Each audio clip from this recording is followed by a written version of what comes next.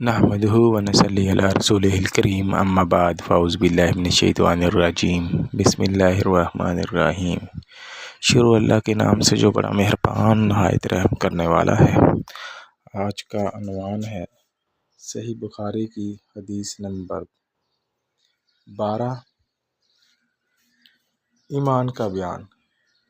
ایک دن ایک آدمی نے نبی کریم صلی اللہ علیہ وسلم سے پوچھا کہ کون سا اسلام بہتر ہے؟ اللہ کے نبی صلی اللہ علیہ وسلم نے فرمایا، تم کھانا کھلاؤ اور جس کو پہچانو اس کو بھی اور جس کو نہ پہچانو اس کو بھی، الغرض سب کو سلام کرو۔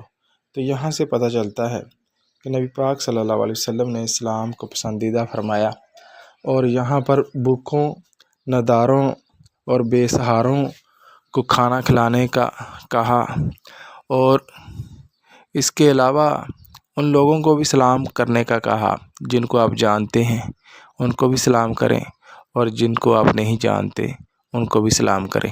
اللہ کے نبی صلی اللہ علیہ وسلم کا ایک اور جگہ پر فرمان ہے، تم میں سے بہترین اور افضل شخص وہ ہے جو سلام میں پہل کرے، تو سلام میں پہل کرنی چاہیے۔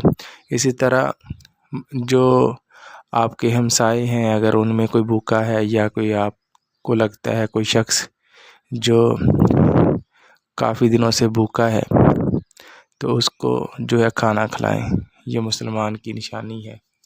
تو لہٰذا آج کی حدیث نمبر صحیح بخاری کی 12 کا ترجمہ آپ کے سامنے پیش کیا۔ دعا ہے اللہ تعالی ہمیں سمجھنے کی توفیق عطا فرمائے۔ وآخر دعوانا الحمدللہ رب العالمین۔